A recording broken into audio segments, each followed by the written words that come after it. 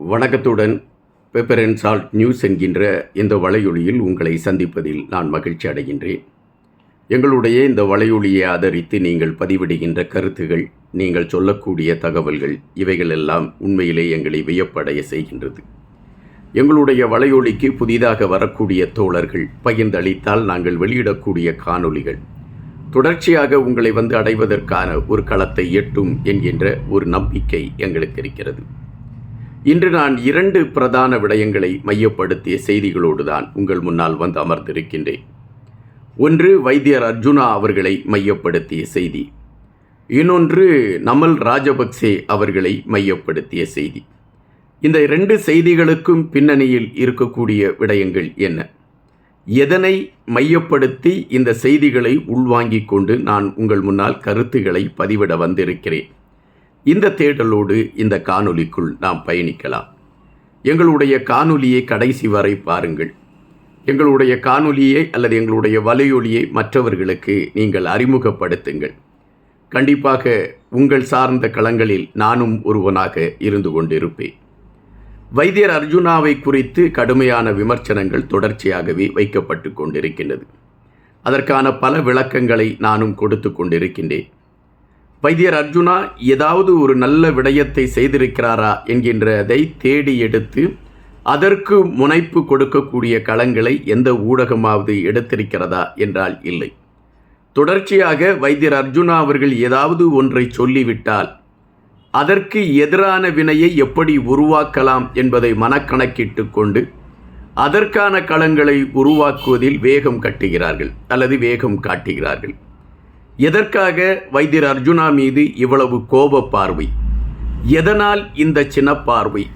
இந்த கேள்விகள் நம் மனதிற்குள்ளே தொடர்ச்சியாக இருக்கின்றது.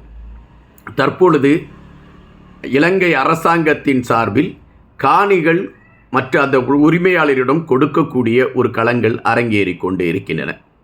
அப்படி அரங்கேறி கொண்டிருக்கக்கூடிய விடயத்தை வைத்து பார்க்கின்ற பொழுது ஒரு விமர்சனமும் வருகின்றன. அது என்ன விமர்சனம் என்றால், ஆட்சியிலே இருக்கக்கூடியவர்கள் வாக்கு வங்கிகளை மையப்படுத்தி, அது உள்ளூராட்சி தேர்தல் நடைபெறுகிறது, இந்த தேர்தலில் வாக்கு வங்கிகளை மையப்படுத்தி அவர்கள் இந்த காணியை திருப்பி கொடுக்கக்கூடிய நிகழ்வுகளை எடுத்து கொண்டிருக்கிறார்கள் என்கின்ற செய்தி பதிவாகிறது. இது ஒரு அரசியல் சார்ந்த நகர்வு என்று எடுத்துக்கொள்ளலாம். ஆனால் நாம் இங்கு ஒரு சந்தோஷத்தை நாம் பட்டுக்கொள்ள வேண்டும். காரணம், அரசியல் சார்ந்த நகர்வுகளாக ஆட்சியாளர்கள் காணிகளை விடுவித்தால் கூட அந்த உரிமையானவர்களுக்கு காணி கிடைக்கிறது என்கின்ற சந்தோஷம் அதை நம்மை ஏற்றுக்கொள்ள வைக்கிறது. எனவே அவர்களுடைய இந்த காணி விடுப்பு என்கின்ற அந்த நிலைப்பாடு ஒரு பாராட்டுக்குரியதாக இருக்கின்றது. இங்கு வைத்தியர் அர்ஜுனா அவர்களுடைய முயற்சியில் இராணுவத்தினால் கைப்பற்றப்பட்டிருந்த ஒரு காணி உரிமையாளரிடம் கொடுக்கப்பட்டிருக்கிறது என்கின்ற செய்தியை எத்தனை பேர் அறிந்திருப்போம்? அல்லது எத்தனை ஊடகங்கள் அந்த செய்திக்கு முதன்மை கொடுத்து அந்த கருத்தை பதிவிட்டிருக்கிறது? ஒட்டுமொத்தமாக இல்லை என்பதுதான் நிஜம். ஒரு காணி, ஒரு குறிப்பிட்ட இடத்தில் இருக்கக்கூடிய ஒரு காணி, அந்த காணியை இராணுவம் தன்னுடைய கட்டுப்பாட்டுக்குள் எடுத்துக்கொள்கிறது. அந்த காணியை மீட்க வேண்டும் என்று மிக சிரமப்பட்டு போராட்டம் நடத்துகிறார்கள் அந்த உரிமையாளர்கள். பல தலைவர்களை போய் சந்திக்கின்றார்கள். எங்களுடைய காணியை மீட்டு கொடுப்பதற்கான ஒரு வழிமுறைகளை எடுக்க முடியுமா என்ற கேள்வியை வைக்கிறார்கள். அந்த கேள்விக்கான விடைகள் என்னமோ அவர்களுக்கு 0 என்று பல்லிழித்து காட்டுகிறது.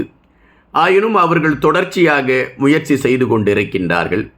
இந்த சூழலில்தான் வைத்தியர் அர்ஜுனா அவர்களை சந்திக்கின்றார்கள். சந்தித்து தங்கள் காணிக்கு ஏற்பட்டிருக்கக்கூடிய இழப்பை குறித்து அவர்கள் சொல்கின்றார்கள். நாங்கள் போராடி கொண்டிருக்கின்றோம், இந்த காணி எங்களுக்கு திருப்பி கிடைக்கவில்லை என்று அவர்கள் குறிப்பிடுகின்றார்கள். வைத்தியர் அர்ஜுனா அவர்கள், நான் அரசிடம் பேசி இதற்கான முயற்சிகளை எடுக்கிறேன், என்னுடைய நாடாளுமன்ற உறுப்பினர் என்கின்ற அடையாளத்தில் என்ன உரிமைகளை பெற்றுக் கொடுக்க முடியுமோ அதன் அடிப்படையில் உங்களுடைய காணியை மீட்டு கொடுப்பதற்கான முயற்சியை எடுக்கிறேன் என்று அவர் அறிவிக்கின்றார். அந்த அறிவிப்பின் வெளிப்பாடாக அதற்கான முயற்சிகளை எடுக்கின்றார். அந்த காணி மீட்டு கொடுக்கப்பட்டிருக்கிறது. இராணுவம் இப்பொழுது அந்த காணியை விட்டு வெளியேறிவிட்டார்கள். அந்த குடும்பத்தை சார்ந்தவர்கள் கண்ணீர் மல்க வைத்தியர் அர்ஜுனா அவர்களுக்கு நன்றியை தெரிவிக்கின்றார்கள். எங்களுடைய காணி எங்களுக்கு திருப்பி கிடைத்திருக்கிறது என்றால் அது வைத்தியர் அர்ஜுனா உடைய முயற்சியால் தான் எங்களுக்கு கிடைத்திருக்கிறது. இறைக்கு அடுத்தபடி நாங்கள் வைத்தியர் அர்ஜுனாக்குத்தான் நன்றி சொல்ல வேண்டும் என்று அவர்கள் குறிப்பிடுகிறார்கள். இந்த நல்ல செய்தியை கூட ஊடகங்கள் ஏன் முதன்மைப்படுத்தி வெளியே சொல்லவில்லை? வைத்தியர் அர்ஜுனாவிற்கு புகழுக்கு மேல் புகழ் கூடிவிடும் என்கின்ற அச்சமா, அல்லது திட்டமிட்டு ஏதோ ஒரு சிலருடைய கட்டுப்பாட்டில் இருந்து கொண்டு ஊடகத் தோழர்கள் ஒரு சிலரை நாம் புறந்தள்ள வேண்டும் என்கின்ற நிலைப்பாட்டில் பயணிக்கிறார்கள்? இதுதான் இன்றைய கேள்வி. இரண்டாவதுக்கான களம் நமல் ராஜபக்சே அவர்கள். நமல் ராஜபக்சே அவர்களை குறித்து நாம் பெரிதாக என்ன சொல்லிவிட முடியும்? பாராளுமன்ற தேர்தலிலே அவருக்கு இருந்த செல்வாக்கை குறித்து நாம் அறிந்து கொண்டோம். இப்பொழுது நமல் ராஜபக்சே அவர்கள் ஒரு கருத்தை பதிவிட்டிருக்கின்றார். பலாலி வீதி திறக்கப்பட்டிருக்கிறது 35 ஆண்டுகளுக்கு பின்பு. இந்த வீதி திறக்கப்பட்டது என்கின்ற செய்தி கேள்விப்பட்டவுடன் பல தோழர்கள் மகிழ்வோடு வந்து அதிலே அவர்கள் பொங்கல் வைத்தார்கள். இத்தனை ஆண்டுகள் நாங்கள் பார்க்க முடியாத வீதியை பார்த்திருக்கிறோமே என்று அவர்கள் மகிழ்ச்சி தாண்டவம் ஆடினார்கள். அவர்களுடைய மனதிலே அவ்வளவு மகிழ்ச்சி இருந்தது. காரணம், இந்த வீதி இத்தனை நாள் அரசு கட்டுப்பாட்டில் இருந்தது என்பதை விட இராணுவ கட்டுப்பாட்டில் இருந்தது. எங்கள் யாராலும் அங்கு உள்ளே நுழைய முடியாது என்கின்ற அந்த வருத்தம் அவர்கள் மனதிலே இருந்தது. இந்த பலாலி வீதி திறக்கப்பட்ட விடயத்தை மையப்படுத்தி நமல் ராஜபக்சே ஒரு சில கருத்துக்களை பதிவிட்டிருக்கின்றார். அரசு பாதுகாப்பு விடயத்தில் கோட்டை விட்டு கொண்டிருக்கிறது.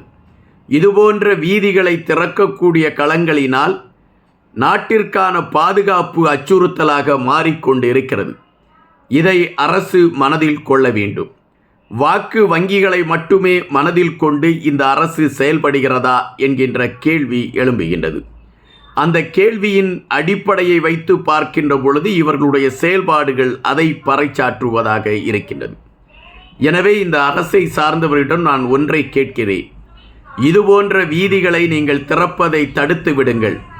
இதுபோன்ற செயல்பாடுகளை நீங்கள் நடத்துவதால் நாட்டின் பாதுகாப்பிற்கு அச்சுறுத்தல் ஏற்பட்டு கொண்டு இருக்கிறது என்பதை நீங்கள் மறந்து விடாதீர்கள் என்கின்ற ஒரு அச்சுறுத்தலை நமல் ராஜபக்சே வைத்திருக்கின்றார். எப்பொழுதுமே தமிழர்கள் சார்ந்த விடயத்தில் மட்டுமே நமல் ராஜபக்சேவுக்கு பாதுகாப்பு என்கின்ற ஒரு கருத்து மேலோங்கிவிடும். சிங்களர்கள் வாழ்கின்ற பகுதிகளிலெல்லாம் இராணுவம் இன்றி அவர்கள் அழகாக வாழ்ந்து விடலாம், நிம்மதியாக வாழ்ந்து விடலாம், சுதந்திரமாக வாழ்ந்து விடலாம். ஆனால் தமிழர்கள் பகுதியில் மட்டும் இராணுவம் இருந்து கொண்டே இருக்க வேண்டும். பாதுகாப்பு விடயம், பாதுகாப்பு சிக்கல் என்கின்ற கருத்துக்களை அவர் தொடர்ச்சியாக வைத்து கொண்டே இருப்பார். தமிழர்கள் சிறைச்சாலை கைதிகள் போல வாழ வேண்டும் என்கின்ற நம்பிக்கைதான். தொடர்ச்சியாக இப்பொழுது அரசு பலருடைய காணிகளையும் பல விடயங்களை மையப்படுத்திய செய்திகளையும் எடுத்துக்கொண்டு இருக்கிறது.